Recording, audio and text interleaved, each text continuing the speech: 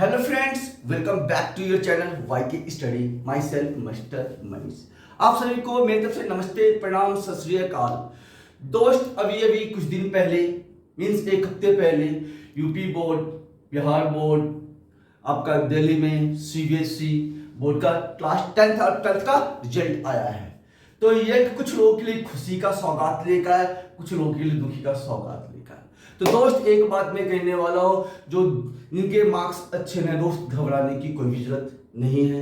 और जो हमारे 10th से 11th है, उसे न्यू एकेडमिक सेशन 2023-24 में उनके लिए मैं एक इंपॉर्टेंट टॉपिक लेकर आया हूँ। मैं वो बातें बताऊंगा। सबसे पहले जो बच्चे आपका 10th से 11th में आए हैं, जिन्होंने कॉमर्स स्ट्रीम को चूज किया है, तो उनके दिमाग में बहुत सारे बात आता होगा कि क्या क्या सब्जेक्ट मुझे मिलने वाला है और सब्जेक्ट कैसा होगा।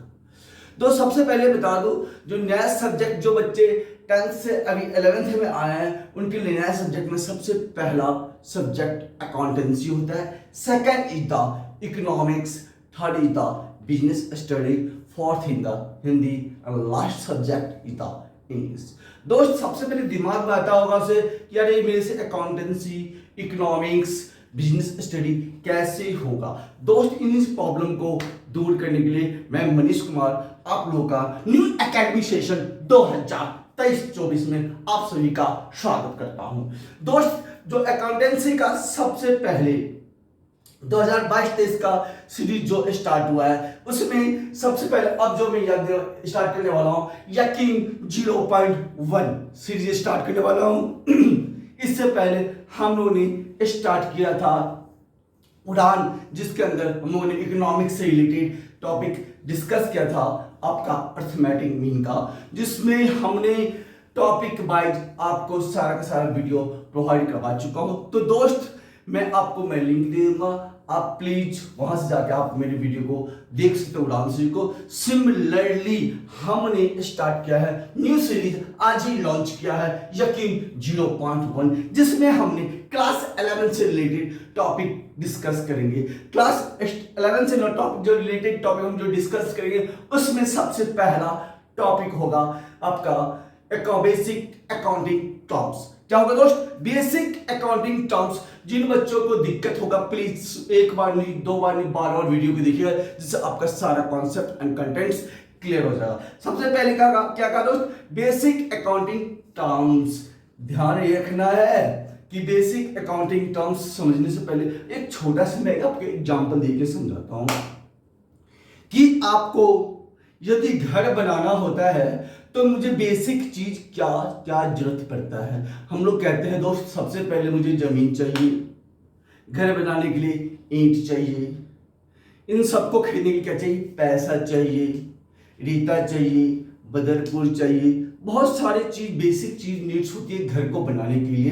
तो सिमिलरली क्या कहा दोस्त? तो सिमिलरली एक बिजनेस को स्टार्टअप देने के लिए क्या चाहिए दोस्त? बेसिक अकाउंटिंग टर्म्स में जो स्टार्ट होने की बेसिक चीज क्या है, वो बेसिक चीज मैं बताता हूं। सबसे पहले बात मैं बता दूं कि आपका बेसिक अकाउंटिंग टर्म, सबसे पहला टर्म्स होता है दोस्त अकाउंटिंग। अकाउंटिंग होता क्या है? अकाउंटिंग में ध्यान रखना, लिखा क्या? A systematic way of recording. क्या कहा दोस्त? A systematic way of recording and reporting of financial transaction or a business or a organization. A systematic way of recording, किसी भी चीज को, लेन देन को एक सिस्टमैटिक तरीके से रिकॉर्ड करना ही क्या कहा गया? And recording and reporting, record करना और उसका रिपोर्ट करना, किस चीज का? फाइनेंशियल ट्रांजेक्शन का और बिजनेस और ऑर्गेनाइजेशन का।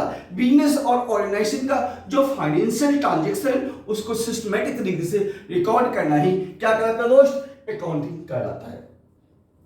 सबसे पहली बात हमने आपका अकाउंटिंग का मतलब बता दिया। सेकंड पॉइंट आपको मैं बता दूं, प्रोपराइटर। प्रोपराइटर कौन होता है? प्रोपराइटर जो बिजनेस का मालिक होता है, जो रिस्क बियर करता है, जो पैसे इन्वेस्ट करता है। प्रोपराइटर का मतलब ये होता है, proprietor owner of the business is called the proprietor. Proprietor का मतलब क्या है दोस्त? Owner of the business, business का जो मालिक होता है उसे कहा गया है प्रोपराइटर। ध्यान रखने वाली बात है।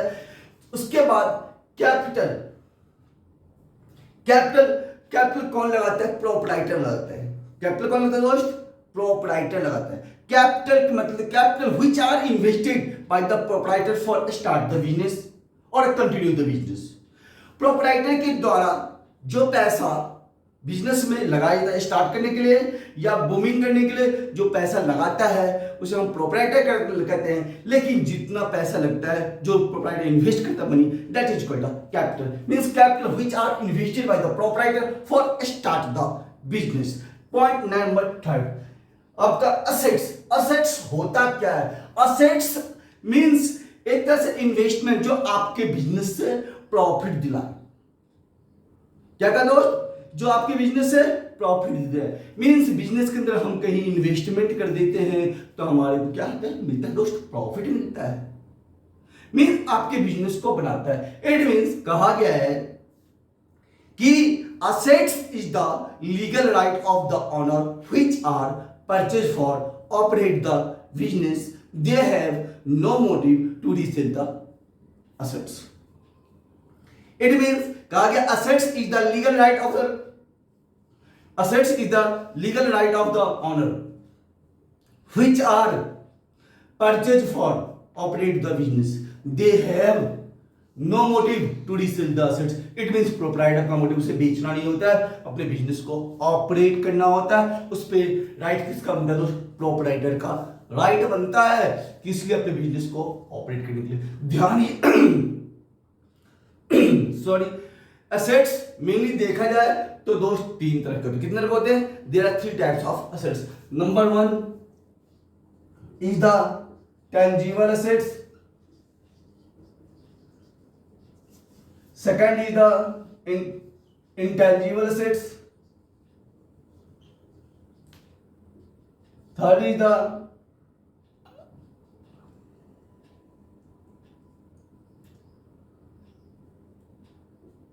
फर्स्ट क्या कहा? टेंजिबल और इंटेंजिबल। दोस्त ये tangible intangible non current assets के अंदर आता है। क्या कहा दोस्त? Non current assets. और last is the current assets. Normally ध्यान रखना है, मैंने टेंजिबल एंड इंटेंजिबल पहले क्लासिफाई कर दिया। ध्यान रखना है कि एसेट्स मतलब 2 तरह के होते हैं। Number 1 is the non current assets, second is the current assets. Non current assets के 2 पार्ट होते हैं। Number 1 is the tangible assets, number 2 is the intangible assets. Tangible assets का मतलब क्या होता है? कहते हैं टेंजिबल एसेट्स और those assets they have a physical existence, everybody can touch see and feel, जिसे हर एक व्यक्ति देख सकता है, छू सकता है एवं महसूस कर सकता है, जिसका एक रूप एवं आकार होता है। तो दोस्त ये टेंजिबल एसेट्स के एग्जांपल कौन कौन से हो सकते हैं? नंबर 1 लिख लीजिए, land and building. Second is the plant and machinery. Third is the furniture, laptop. ये सब दोस्त हमारा टेंजिबल एसेट्स के एग्जांपल होते हैं। इनटेंजिबल एसेट्स जो दिखता नहीं है, जिसका रूप एवं आकार नहीं होता है, तो कहा गया इंटेंजिबल एसेट्स और those assets they have no physical existence, nobody can touch see only feel, जिसे कोई देख नहीं सकता, छू नहीं सकता, सिर्फ महसूस कर सकता है। That is called intangible assets. Last is the current assets. कहते हैं current assets are those assets which are converted in form of cash, जिसे हम कभी भी कैश के रूप में कन्वर्ट कर सकते हैं। उस सारा का सारा दोस्त क्या होता है? Current asset. For example cash in hand, cash at bank, debtor, BR, ये स्टॉक, ये सब हमारा क्या है दोस्त? करंट एसेट्स के पार्ट्स है, करंट एसेट्स के एग्जांपल्स हैं। तो आपको मैं जितना भी समझाया, मैंने सबसे पहले आपको बताया ये कि आपका अकाउंटिंग होता क्या है। सो उसके बाद हमने बताया प्रोपराइटर क्या होता है, फिर हमने आपको बताया कि एसेट्स क्या होता है, फिर हमने बताया कि कैपिटल क्या होता है। ये सब सारी बातें हमने डिस्कस किया। देखो last second point is the liabilities. Liabilities का मतलब क्या होता है? देखो एसेट तो हमारे लिए तो ताकत की चीज है, बूस्टिंग का चीज है बिजनेस के अंदर। लायबिलिटी मींस बोझ, लायबिलिटी मींस बोझ जो आदमी को चुकता करने पड़ेगा। बिजनेस के अंदर उधार लेते हैं और उधार देते हैं। जब हमने उधार किसी से लिया तो उसे चुकता करना पड़ेगा, इसलिए कहा गया है लायबिलिटी दो तरह होता है, non current liabilities, other is the current liabilities. Non current liabilities का मतलब क्या होता है दोस्त? Non current liabilities are those liabilities which are pay more than 12 months after 12 months। जो लायबिलिटीज 12 महीने के बाद तक देना होता है उसे हम क्या कहते हैं? Non current liabilities. For example long term loan, debenture, long term debts is called the non current liability. Current liability जो लायबिलिटी मुझे 12 महीने के अंदर चुकता करना पड़ता है। For example creditors, bills payable, bank overdraft, these are called current liability. हमने आज डिस्कस किया है, 4 टॉपिक डिस्कस किया। सबसे पहले हमने डिस्कस किया आपको accounting, second is the proprietor, third is the capital, fourth is the assets, fifth is the liabilities. हमने इतने सारे चीज टॉपिक डिस्कस किया। एक में आपको इंपॉर्टेंट चीज और डिस्कस कर देता हूं, बैलेंस शीट। बैलेंस शीट होता क्या है? कहते हैं balance sheet is the statement, it shows the financial position of the business. Balance sheet क्या होता है दोस्त? एक तरह का स्टेटमेंट होता है जो शो करता है किसका? फाइनेंशियल पोजीशन का।